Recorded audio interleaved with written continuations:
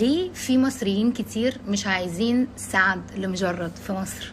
للي مش عارف ليه هاشتاج مش عايزين سعد لمجرد في مصر اصلا موجود، اليكم تاريخ انجازات سعد لمجرد في الاغتصاب والعنف الجنسي وضرب الستات. في 2010 في ست امريكانيه في نيويورك امريكا اتهمت سعد لمجرد بالاغتصاب، وفعلا اتقبض عليه ولكنه طلع بكفاله لحين استكمال القضيه. اول ما طلع بكفاله هرب وساب امريكا وما رجع لهاش تاني، لانه عارف انه لو رجع هيتقبض عليه.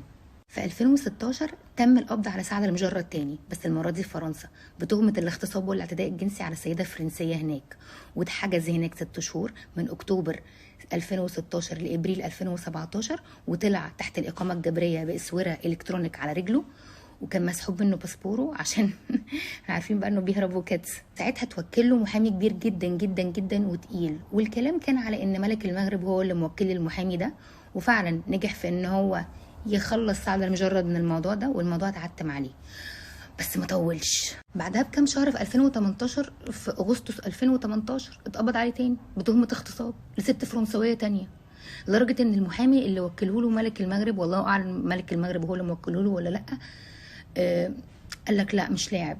ساعتها طلع بكفاله 150,000 يورو، ولغايه النهارده مش عارفين الموضوع اتلم ازاي، لان هو ما خدش براءه من اي واحده من كل القضايا دي.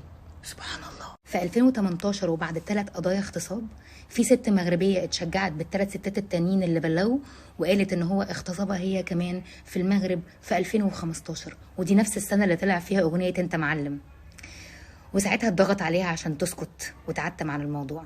سكوتها والضغط عليها مبرر طبعا في المجتمعات العربية. احنا طبعا عارفين لما في ست بتطلع تتكلم عن واحد اعتدى عليها ويكون مشهور بيحصل له ايه؟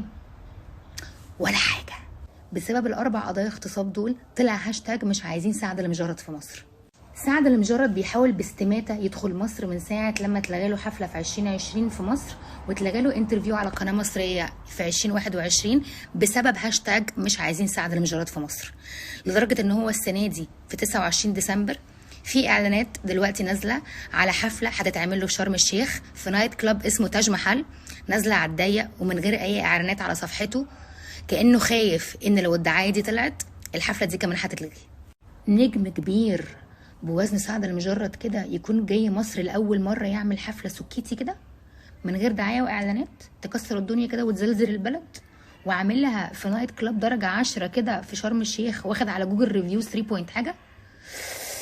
لا ده في خوف، وخوف باين بقى، يعني إن شاء الله مخاوفه تطلع في محلها، لأن تضامننا وترحيبنا لواحد زي ده عليه 4 قضايا اغتصاب من غير براءة واحدة من أي واحدة فيهم، ده لا يعني شيء غير دعمنا لثقافة الاغتصاب.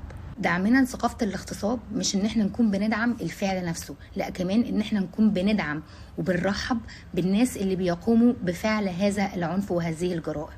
يعني انا عارفة ان احنا بنرحب بأي حد، بس على الاقل ده مغربي يعني مش ملزمين بيه. الاغتصاب مش غلطة، الاغتصاب جريمة ولازم يكون ليه عواقب، حتى لو مش قانونية، على اقلها شوية مسؤولية مجتمعية بالنبذ على الاقل، وده اقل واجب.